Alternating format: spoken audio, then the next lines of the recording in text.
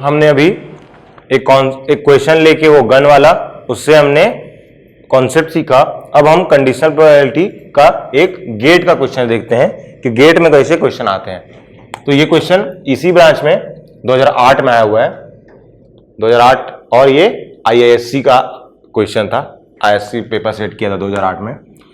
तो इस क्वेश्चन में क्या बोल रहा है कि एक एग्जाम है। अब क्वेश्चन का टोटल जो, ये क्वेश्चन पूरे वर्ड फॉर्मेट में जैसा भी गिवन होगा वो आपको देख लेना। इसी आपके पास बुक तो होंगी, प्रीवियस ईयर मैथ्स की बुक जिसमें गेट के क्वेश्चन होंगे, और नहीं होंगी तो आपके पास होनी चाहिए, उसके बिना नहीं होगा। उसके बिना आपका गेट के लिए प्रैक्टिस तो आपको करना पड़ेगा ना, गेट क्वेश्चन। और गेट के मैथ्स के क्वेश्चन प्रैक्टिस करने के लिए सबसे बेस्ट चीज क्या है कि आपके जो गेट में प्रीवियस ईयर वाले आए हैं वही ले लीजिए, और वो आपके सारे ब्रांच में अवेलेबल है, तो आपके पास क्वेश्चन की कमी भी नहीं होगी। मुझे लास्ट डे एक लड़का मिला था CSC कंप्यूटर साइंस ब्रांच का ही, और उसने वो बोल रहा था सही कि क्वेश्चन कहां से सॉल्व करें सर। अभी भी मैंने क्वेश्चन सारे प्रीवियस के ईयर के लगा लिए हैं, उसके बाद भी मेरे से क्वेश्चंस नहीं बन रहे हैं या दिक्कत आ रहे हैं। तो मैंने उनसे पूछा कि सारे क्वेश्चन लगा लिए, तो हाँ। तो मुझे लगा उसके बाद भी नहीं बन रहे उससे, तो उसने सारे क्वेश्चन कैसे लगा लिए। तो उसने पहुंचाया कि उसने सिर्फ प्रीवियस ईयर कंप्यूटर साइंस से सॉल्व किए हैं। तो आप इसमें कंप्यूटर साइंस में कितने ही क्वेश्चन होंगे आपके प्रीवियस ईयर। अगर मैं लास्ट 10 ईयर्स भी देखूंगा तो 10 ईयर्स में पर ईयर आपके कितने ही क्वेश्चन आते हैं। 15 नंबर का क्वेश्चन है, 15 नंबर में 13 नंबर का आ रहा है, 13 नंबर में आपका उसमें से भी डिस्क्रीट आएगा, तो आपके कितना हो गए, 8 या 9 मार्क्स के हो गए, मान लेते हैं 8 मार्क्स, 9 मैक्सिमम बोल रहा हूं मैं मैथ्स में। तो कितना क्वेश्चन होगा, 3 या 4 या 5 क्वेश्चन, 5 क्वेश्चन। अगर पर ईयर 5 क्वेश्चन भी होगा तो आपका 10 ईयर में कितना क्वेश्चन होगा, 50 ही क्वेश्चन हुआ। 40 to 50 क्वेश्चन यूं मिलेंगे आपको पूरे, अगर कंप्यूटर साइंस में आप देख लोगे तो वो भी कुछ ऐसे क्वेश्चन होंगे जो एकदम इजीली सॉल्व हो जाएंगे, एकदम इजीली सॉल्व हो जाएंगे। तो सिर्फ 40 क्वेश्चन का प्रैक्टिस करके आप ये नहीं बोल सकते ना कि आपका पूरा मैथ्स का पोर्शन आपका एकदम अच्छे से आपको समझ में आ जाए। 40 क्वेश्चन से तो नहीं होगा, तो उसके लिए आपको बहुत सारे और क्वेश्चन सॉल्व करने पड़ेंगे। एटलीस्ट आप कम से कम 2 या 3 ब्रांच के क्वेश्चन तो आपको लगाने ही पड़ेंगे। एटलीस्ट 2-3, मतलब 2 या 3 हो सकता है, या उससे ज्यादा भी लगा पाएंगे तो वो आपके लिए बेहतर है। तो आपको क्या होगा, अच्छे क्वेश्चंस मिलेंगे। आप 2-3 ब्रांच के क्वेश्चन सर्च करोगे तो उसमें से अच्छे क्वेश्चन का एक लिस्ट भी बना सकते हो, मार्क भी कर सकते हो फर्स्ट टाइम में सॉल्व करके। तो कुछ में दिक्कत आएगा तो आप सेकंड टाइम में उसको मार्क करके रखोगे तो सॉल्व करने में आसान। बाद में जब भी आप रिविजाइज करोगे तो जो क्वेश्चन आपको लगेगा कि हाँ ये बहुत अच्छा क्वेश्चन है, इससे मेरा कॉन्सेप्ट क्लियर हो जाएगा, या रिवाइज करने में ये क्वेश्चन मुझे हेल्प करेगा, तो वो क्वेश्चन मार्क करके रख लेना अलग अलग ब्रांच के, तो उससे आपको फायदा होगा। लेकिन आप एक ब्रांच का, आप जरूरी नहीं आप कंप्यूटर साइंस के हो, इलेक्ट्रिकल, मैकेनिकल, कोई ब्रांच के हो, आप एक अपने ही ब्रांच का क्वेश्चन सिर्फ सॉल्व करोगे तो वो सफिशिएंट नहीं होंगे क्वेश्चन, आपको और क्वेश्चन चाहिए होंगे। तो इसके लिए आप काम करो, जो भी बुक लोगे उसमें आपके पास बाकी ब्रांच के भी क्वेश्चंस अवेलेबल होते हैं, तो उसमें बाकी ब्रांच के क्वेश्चन अवेलेबल होंगे, तो वहां से वो क्वेश्चन भी आपको सॉल्व करने हैं। ओके, एक ही ब्रांच तक अपने आप को रेस्ट्रिक्ट नहीं करना है, नहीं तो बहुत दिक्कत आएगी आपको। और बाकी बुक से क्वेश्चन सॉल्व करोगे तो कर सकते हो, कुछ मना ही नहीं है।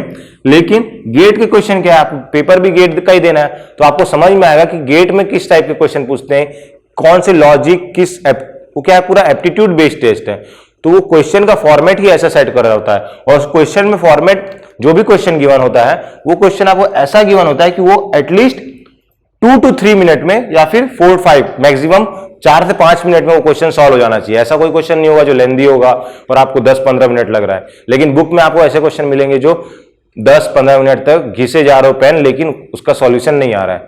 लेकिन गेट में वैसा नहीं होता है। गेट में आपको क्वेश्चन देगा, वो ऐसा क्वेश्चन होगा जो अगर आपको आता है तो आप 3 से 4 मिनट में वो क्वेश्चन सॉल्व कर लोगे, तो उसकी आपको प्रैक्टिस हो जाएगी एग्जाम में कैसे सॉल्व करना है। ओके, ये बात क्लियर है। तो आपको सारे ब्रांच के क्वेश्चंस देखने हैं।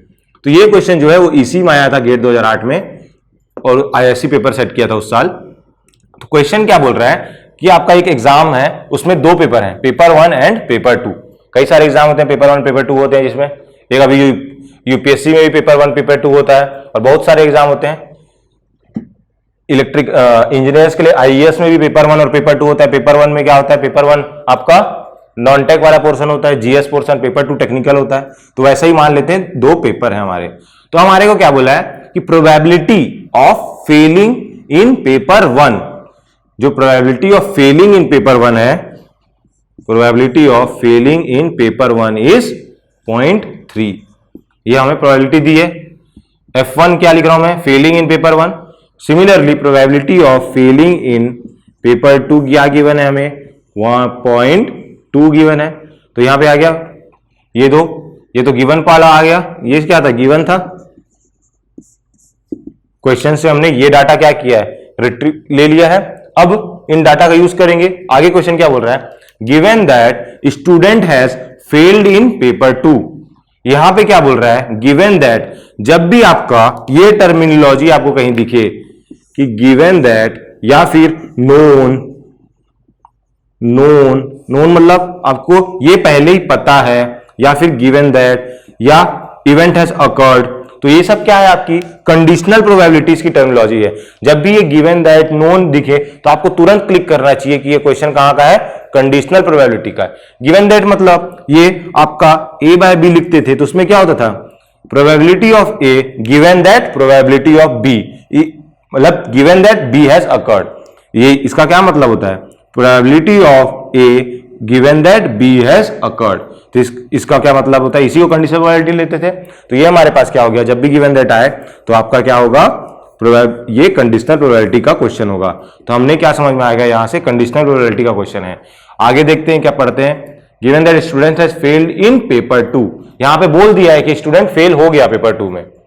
तो अब क्या करना है, हमें प्रोबेबिलिटी निकालना है कि फेलिंग इन पेपर 1 इज, अच्छा ये दिया हुआ है हमें, given that student fail in paper 2 the probability of Fehling in paper 1 is 0.6। इसका क्या मतलब है कि प्रोबेबिलिटी गिवन दैट पेपर 2 में तो फेल हो गया वो, तो फेल पेपर 2 में फेल हो गया, तो उसके बाद क्या बोल रहा है, पेपर 2 में फेल होने के बाद probability of Fehling in paper 1 मतलब F1 बाय F2, ये इसकी वैल्यू जो है वो हमें 0.6 गिवन है। यहां पे इसकी वैल्यू हमें 0.6 गिवन है। पेपर 2 में फेल होने के बाद हमारे प्रोबेबिलिटी निकाल रहे हैं कि पेपर 1 में वो फेल होने की प्रोबेबिलिटी क्या है, 0.6 है। अब यहां पे the probability of a student Fehling in both papers, ये क्या होगा, probability of student in Fehling in both papers क्या होगा वो हमें निकालना है। और यही क्या होगा आपका F1 F2। पेपर 1 में भी फेल करना है उनसे, उस स्टूडेंट को पेपर 1 में भी फेल करना है और पेपर 2 में भी फेल करना है।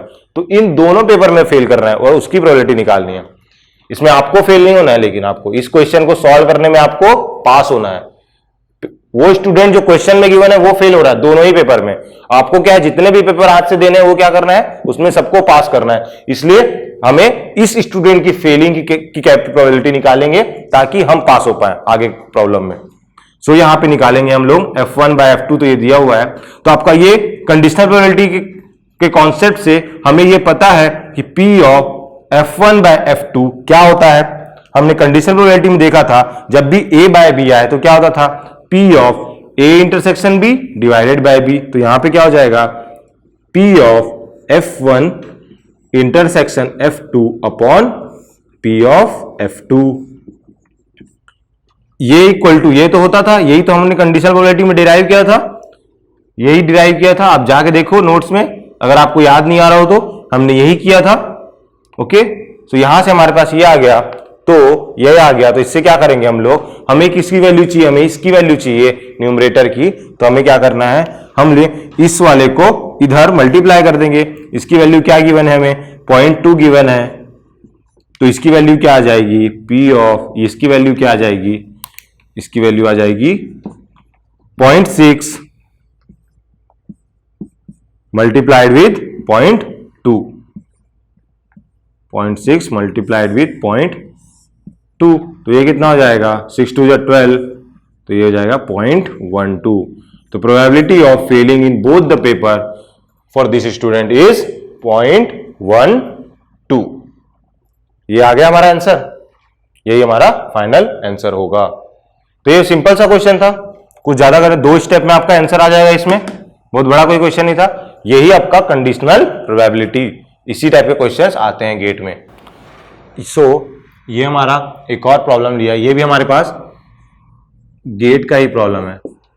ये ईयर कौन सा है मैं आपको बता देता हूं, आप क्वेश्चन देख लेना। जिसमें ईयर है ये क्वेश्चन, ये है आपका 2012, तो ये गेट 2012 का क्वेश्चन है, ये भी इसी का ही है। ओके, सो इसी में प्रोबेबिलिटी क्वेश्चंस अच्छे आते हैं, इसलिए मैंने इसी का क्वेश्चन लिया है, क्योंकि उन्हें टेक्निकल में भी सिग्नल सिस्टम और कुछ कुछ जगह में प्रोबेबिलिटी का कॉन्सेप्ट यूज होता ही है। तो उनमें जो ये इस पोर्शन से क्वेश्चन अच्छे ही आते हैं उन लोग। सो यहां पे क्वेश्चन क्या बोल रहा है, a fair coin is tossed till a head appears for the first time, then the probability that the number of tosses required is odd. So यहां पे क्या है, फेयर कॉइन मतलब, कॉइन फेयर मतलब उसमें अनबायस्ड कॉइन है। Fair coin का क्या मतलब होता है, फेयर का क्या मतलब होता है, तो उसमें कोई चीटिंग नहीं कर रहे हैं हम लोग। कॉइन एकदम नया जो आरबीआई से हमें मिला है, वो एकदम नया नया आया है आरबीआई से, फेयर है, उसमें कोई भी डेंट नहीं है कि उसमें चांसेस हो कि एक साइड ज्यादा वो इंक्लाइन हो जाए, वैसा कुछ नहीं है। दोनों की प्रोबेबिलिटी 1/2 है, हेड आने की प्रोबेबिलिटी 1/2 है, टेल आने की प्रोबेबिलिटी 1/2 है। तो इसको क्या बोलेंगे हम लोग, फेयर कॉइन। इस टॉस्ड क्या बोल रहा है, हमें कंडीशन क्या दी हुई है, टिल हेड अपीयर्स, हेड आपका आना चाहिए फर्स्ट टाइम में। फर्स्ट टाइम में कब आप हेड आएगा, मतलब यहां पे आप क्या कर रहे हो, कॉइन लिए, कॉइन को आप टॉस कर रहे हो, और टॉस कर रहे हो और देख रहे हो कि कब आपका हेड आएगा। पहली बार में टॉस किया तो हो सकता है कि हेड आए या टेल आए, मान लेते हैं फर्स्ट टाइम में आपका टेल आ गया, तो आप क्या करोगे, सेकंड टाइम टॉस करोगे, सेकंड टाइम में चेक करोगे हेड आया टेल आया, तो वहां पे भी आपका टेल आ गया मान लेते हैं, तो आप क्या करोगे, थर्ड टाइम टॉस करोगे, तो थर्ड टाइम में क्या होगा, फिर आपका हेड या टेल दोनों में से कोई आएगा। तो वैसे ही आपको चेक करते जाना है, और हमें क्या बोल रहा है, वहां पे हमें रुक जाना है कि जहां पे आपका हेड आ जाएगा वहां पे आपको स्टॉप कर देना है। तो यहां पे क्या है, टिल मतलब वहां पे रुक जाना है जहां पे आपका हेड आ जाए, पहली बार जब भी हेड आएगा वहां में स्टॉप हो जाना है। Then the probability that the number of required tosses is odd.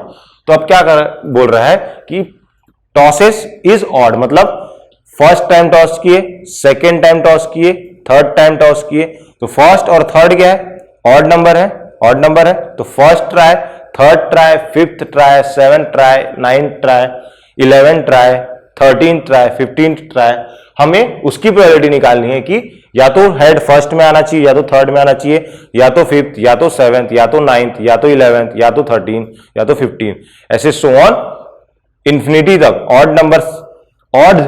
Odd number of trials में ही आपका हेड आना चाहिए, उसकी प्रोबेबिलिटी हमें फाइंड करनी है। सो हमें क्या होगा, या तो फर्स्ट में आ जाए, ये ट्रायल है या टॉसेस है, नंबर ऑफ टॉसेस है, ये फर्स्ट टॉस में आ जाए हेड, या तो आपका क्या हो, थर्ड में आ जाए, या तो आपको फिफ्थ में आ जाए, या तो सेवेंथ, या तो नाइन्थ, ऐसे ही सो ऑन 11, 13, 15 ऐसे होगा। अब यहां पे अगर फर्स्ट में आपका हेड आ जाएगा तो उसकी प्रोबेबिलिटी क्या होगी, चलो मान लेते हैं फर्स्ट में आपका हेड आ गया, तो क्या होगा, हम लोग यहीं पे रुक जाएंगे, और इसमें फर्स्ट में हेड आने की प्रोबेबिलिटी क्या है आपकी 1/2। ओके, तो ये अगर यहां पे हेड आ गया फर्स्ट में तो यहीं पे रुक जाएंगे। अगर ये थर्ड में आने की प्रोबेबिलिटी क्या होगी, थर्ड ट्रायल में हेड आने की प्रोबेबिलिटी क्या होगी, तो उसको क्या होगा, थर्ड में ट्रायल हेड आएगा तो उसके लिए क्या होना चाहिए, जो फर्स्ट ट्रायल होना चाहिए आपका उसमें टेल आया होना चाहिए, जो सेकेंड ट्रायल हो उसमें भी आपका क्या होना चाहिए, टेल आया होना चाहिए, तो आपका थर्ड में क्या हो, हेड आ जाए, तभी हम लोग क्या बोलेंगे, probability of getting head in third trial. Similarly fifth में क्या होगा, फर्स्ट में टी, सेकेंड में टी, थर्ड में टी, फोर्थ में टी, सो क्या हो, फिफ्थ ट्रायल में आपका क्या हो, फिफ्थ ट्रायल में आपका हेड आ जाए। और यहां पे क्या हो कि सेवेंथ ट्रायल, मतलब सेवेंथ ट्रायल में आपका क्या आना चाहिए, हेड आना चाहिए, तो सेवेंथ ट्रायल में हेड आएगा तो क्या होगा, फर्स्ट ट्रायल में आपका टेल आ रहा है, सेकेंड में टेल आ रहा है, थर्ड में टेल आ रहा है, फोर्थ में टेल आ रहा है, फिफ्थ में भी टेल आ रहा है, सिक्स्थ में भी टेल आ रहा है, तो अब सेवेंथ जब आप ट्रायल यूज करोगे तो सेवेंथ में क्या आएगा, सेवेंथ में आपका हेड आना चाहिए। तो सिमिलरली जब आप नाइन्थ ट्रायल में हेड लाने की कोशिश करोगे तो क्या होगा, फर्स्ट एट्थ ट्रायल में आपका टेल टेल कॉइन लिए, कॉइन को आपने टॉस किया, फर्स्ट में टेल आएगा, सेकंड में आएगा, थर्ड में आएगा, टिल 8 तक टेल ही आना चाहिए। उसके बाद आपका जो नाइन्थ ट्रायल होगा वो आपका हेड देना चाहिए। इसके लिए प्रोबेबिलिटी निकालेंगे हम लोग, सबके लिए इंडिविजुअल सबकी प्रोबेबिलिटी निकालेंगे और सबको क्या करेंगे हम लोग, इनको ऐड करेंगे। इनको ऐड क्यों करेंगे, क्योंकि हमें क्या बोला है क्वेश्चन में कि the probability that the number of required tosses is odd. तो ऑड बोला है तो 1 भी ऑड होगा, 3 भी ऑड होगा, फिफ्थ ट्रायल भी ऑड होगा, सेवेंथ ट्रायल भी ऑड होगा, नाइन्थ भी ऑड होगा, सो ऑन। ये तो ऑड नंबर्स कहां तक जाएंगे, ये 1 0 0 1 ट्रायल में भी आपका क्या होना चाहिए, यहां पे भी आपका हेड आ सकता है। यहां पे अगर हेड आएगा तो क्या होगा, 1000 टाइम आप क्या करोगे, टॉस कर रहे हो कॉइन को तो आपका टेल ही दे रहा है, लेकिन 1001th टाइम पे क्या होगा, वो हेड देगा। सिमिलरली ये इंफिनिटी तक जाएगा, तो हमें इसके लिए कैलकुलेट करना है। तो यहां से प्रोबेबिलिटी क्या आएगी हमारी, फर्स्ट ट्रायल में हेड आने की प्रोबेबिलिटी 1/2, थर्ड ट्रायल में प्रोबेबिलिटी हेड आने की प्रोबेबिलिटी क्या होगी, तो फर्स्ट में टेल, सेकंड में टेल, थर्ड में हेड। तो फर्स्ट में टेल आने की प्रोबेबिलिटी क्या होगी, 1/2 ही होती है, टेल आने की और हेड आने की प्रोबेबिलिटी तो इक्वल ही होती है। क्यों, क्योंकि both these events are equally likely, head और टेल आए कॉइन में, both these events are equally likely because head P of H is 1/2, P of T is also 1/2। और ये सब इवेंट्स क्या होंगे, इंडिपेंडेंट इवेंट होते हैं। जब भी आप कॉइन को टॉस कर रहे हो, first time, second time, third time, fourth time, तो जो ये इवेंट्स हैं ये आपके क्या होते हैं, इंडिपेंडेंट। फर्स्ट टाइम में जो आप टॉस कर रहे हो और आप सेकेंड टाइम में टॉस कर रहे हो, इन दोनों का रिजल्ट जो है वो आपका कभी भी एक दूसरे पे डिपेंड नहीं करेगा। कैसे डिपेंड करेगा, दो कॉइन है, अगर मैं इसको एक तरीके से इस हाथ से टॉस कर रहा हूं और इस हाथ से इस कॉइन को टॉस कर रहा हूं, अगर इसमें हेड आ रहा है तो क्या बता सकते हैं कि इसमें क्या आएगा, नहीं बता सकते हम लोग, उसकी पूरा चांस ही अलग होगा। यहां पे देखेंगे थर्ड ट्रायल में प्रोबेबिलिटी क्या आएगी, 1/2, इस टेल की आने की प्रोबेबिलिटी भी 1/2, इस हेड आने की प्रोबेबिलिटी 1/2। अगर हमारा हेड आ गया तो हम लोग रुक जाएंगे, तो हमने यहीं तक कैलकुलेट किया। इसमें क्या करेंगे, ये आपका क्या 4 बार टेल है, तो मैं ये क्या लिख लूंगा, 1/4 इंटू 1/2 ये हेड की प्रोबेबिलिटी आने की। और इसके बाद हम लोग यहां रुक जाएंगे। यहां पे कहां पे रुकेंगे, 6 तक आपका क्या आएगा, 1/6, ये टेल आने की प्रोबेबिलिटी और ये हेड आने की प्रोबेबिलिटी है 1/2। सो ऑन, ऐसा हम लोग करते जाएंगे इंफिनिटी तक। ये आप देखोगे कि ये क्या बन रहा है आपका, this is a geometric operation, GP बन रहा है, ये ज्योमेट्रिक प्रोग्रेशन बन रहा है, ये इसी को जीपी बोलते हैं हम लोग। तो जीपी में क्या है, ये आपका जीपी है, ये क्या है 1/2 है, ये क्या है 1/2 है, और ये क्या है 1/2 है, ये क्या है 1/2 है। तो इस जीपी का आप कॉमन रेशियो निकालोगे आर, तो आर क्या आएगा, इसको इससे डिवाइड कर लेते हैं तो क्या हो जाएगा 1/2³ इक्वल टू, इसको या इसको भी डिवाइड करोगे तो सेम ही आना चाहिए, तभी तो जीपी होगा। चेक कर लेते हैं ये जीपी होगा भी कि नहीं, वैसे तो दिख रहा होगा लेकिन हम लोग एक बार देख लेते हैं, उससे हमारा कॉमन रेशियो भी आ जाएगा। तो ये 1/2 का क्यूब डिवाइडेड बाय 1/2 करोगे तो आपका आएगा हाफ का स्क्वायर, और यहां से भी आप करोगे तो यहां भी हाफ का स्क्वायर आएगा। क्यों, क्योंकि 5 - 3 कितना होगा, 2 ही होगा, तो यहां भी स्क्वायर आएगा। तो ये हो गया जीपी, कॉमन रेशियो। और हमें पता है कि जीपी का सम हम कैसे निकालते हैं, इंफिनिटी, जब आपका इंफिनिट टर्म तक रहेगा तो इंफिनिट जीपी का सम क्या होता है, a/1 - r होता है सम ऑफ इन्फिनाइट जीपी। उसमें a क्या होता है, first term, and r is a common ratio. और ये फॉर्मूला कब वैलिड होता है, तब वैलिड होता है only when r is less than 1। r जब लेस देन 1 होगा तभी ये फॉर्मूला आप अप्लाई कर पाएंगे, नहीं तो नहीं कर पाएंगे वाला फॉर्मूला। अगर r लेस देन 1 नहीं होगा तो फॉर्मूला आपका अप्लाई नहीं होगा। तो यहां पे हमारा r जो है वो क्या है 1/2 का स्क्वायर।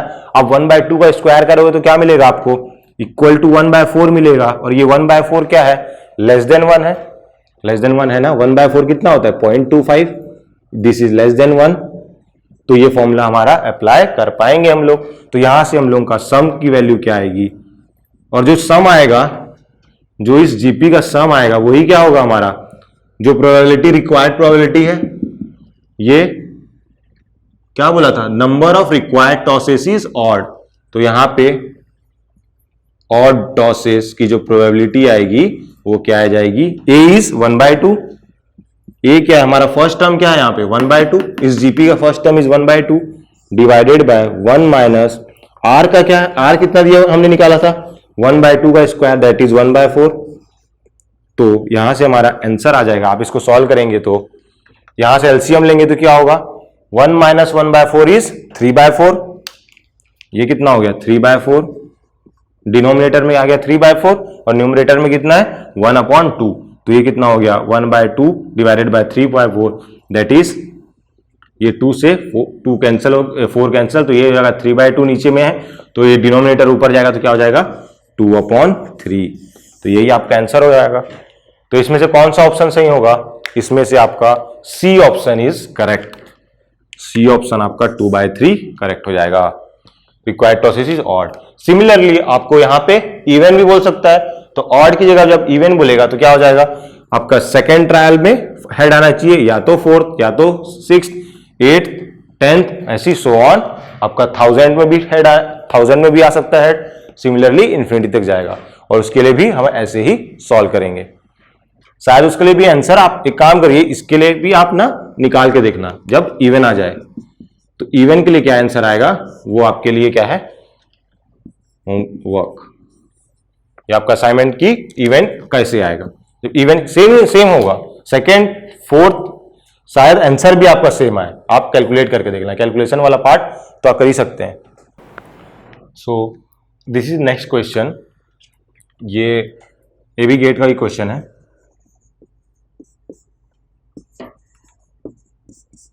क्वेश्चन हमें यहां क्या बोल रहा है कि the probability of getting a head in a single toss of a biased coin is 0.3, तो यहां पे हमारी प्रोबेबिलिटी क्या दी है हेड की 0.3। इससे पहले आप जान रहे हैं कि कॉइन को टॉस करते हैं तो उसकी प्रोबेबिलिटी क्या आती है, हाफ और हाफ ही आती है, तो इसलिए यहां पे क्या बोला है बायस्ड कॉइन है। बायस्ड मतलब क्या होता है, वो फेवर कर रहा है किसी एक साइड को।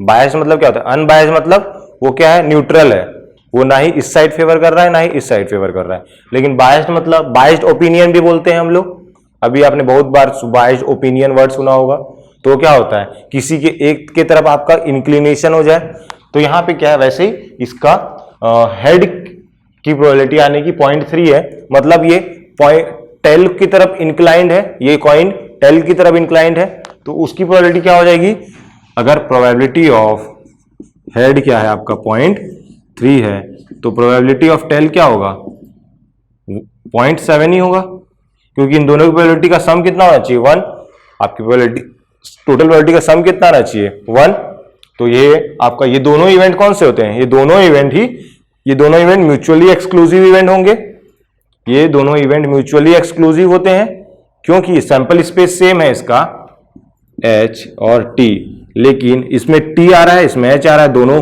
आप इन दोनों का इंटरसेक्शन लोगे तो वो क्या आएगा नल, और दोनों का सैंपल स्पेस सेम है, तो ये दोनों क्या है म्यूचुअली एक्सक्लूसिव है। सो यहां से क्या बोल सकते हैं हम लोग, probability of tail equal to 0.7, और यहां पे यहां तक गिवन है, यहां तक हमने क्वेश्चन देख लिया था। आगे क्या है, the coin is tossed repeatedly till a head is obtained, तो हमें क्या करना है कॉइन को टॉस करते रहना है जब तक आपका हेड अपीयर ना हो जाए। अब क्या बोल रहा है, if the tosses are independent, जो टॉस यहां क्वेश्चन में बोल दिया है कि जो टॉस कर रहे हैं वो इंडिपेंडेंट है, वैसे भी आप देखोगे तो अगर ये नहीं भी बोलता तो भी हमें पता है कि एक बार टॉस किए तो दूसरी बार जब टॉस कर रहे हो तो जो उसका रिजल्ट है वो डिपेंड ही नहीं करता है कि फर्स्ट टाइम हमारा क्या रिजल्ट आया, हेड आया या टेल आया, उससे कोई डिपेंड नहीं करता कि सेकेंड टाइम आपका हेड आएगा या टेल आएगा। वैसे भी यहां क्वेश्चन में जब बोल दिया इंडिपेंडेंट है तो उसको इंडिपेंडेंट हम लोग ट्रीट करेंगे। Then the probability of getting head for the first time in 5th toss, तो यहां पे प्रोबेबिलिटी निकालनी है कि 5th टाइम में आपका हेड आ रहा है, फर्स्ट टाइम मतलब पहली बार जो हेड आ रहा है वो 5th टाइम में आ रहा है, मतलब इससे पहले ही 4 बार क्या आ चुका है, टेल आ चुका है। तो हमारे को क्या प्रोबेबिलिटी निकालनी है, probability of tail tail tail head, इसकी प्रोबेबिलिटी निकालनी है। टेल टेल टेल टेल, ये क्या है, दोनों शब्द के बीच में इंटरसेक्शन है। क्यों? क्योंकि फर्स्ट ट्रायल में टेल आ रहा है, देन एंड सेकेंड ट्रायल में टेल है, एंड थर्ड में एंड फोर्थ में, एंड देन लास्ट में हमारा हेड आ रहा है। तो सब क्या होंगे, इंटरसेक्शन होंगे। टी टी टी एच, इसके क्या होगा प्रोबेबिलिटी जब निकालोगे। तो ये क्या है, सारे इवेंट्स क्या है, आपने यहाँ पे ही बोला हुआ है कि these all are independent event. हमने एक क्वेश्चन देखा था, कौन सा वाला, वो बलून वाला, इसमें रेड बलून था और गन से हम शॉट कर रहे थे। उसमें जो आपका विथ रिप्लेसमेंट वाला केस था, वो उसी टाइप का ही केस है। वो विथ रिप्लेसमेंट में क्या था, इंडिपेंडेंट इवेंट था। विथ रिप्लेसमेंट को हमने क्या बोला था, इंडिपेंडेंट। यहां भी हमें क्वेश्चन में इंडिपेंडेंट गिवन है।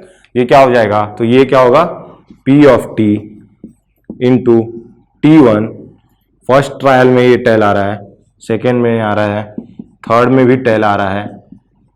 ये सब क्या होंगे, मल्टीप्लाई। क्यों? क्योंकि सब इंडिपेंडेंट है। तो इंटरसेक्शन में जब इंडिपेंडेंट होगा A and B, A intersection B अगर इंडिपेंडेंट है तो क्या हो जाता है, P of A into P of B।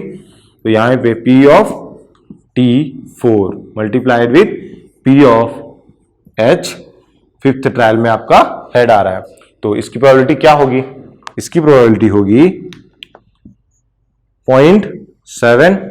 Tell आने की प्रोबेबिलिटी क्या है हमारे पास, 0.7, और इसकी प्रोबेबिलिटी भी 0.7। थर्ड ट्रायल में भी 0.7, फोर्थ में भी, और ये 0.3। ये 0.7 क्यों आ रहा है और ये 0.3, क्योंकि ये अनबायस्ड कॉइन है। सो अब इसका आंसर क्या हो जाएगा, इसको आप कैलकुलेट कर लो। तो ये हो जाएगा 0.7 to the power 4 multiplied with 0.3। तो ये कैलकुलेटर से आप मल्टीप्लाई कर लेना। तो इसके आंसर आपका 0.072 के आसपास, और भी आएंगे आगे, तो जो भी आएंगे हमने थर्ड डेसिमल तक ही लिया है, 0.072। तो ये आपका इसका आंसर हो जाएगा 0.72।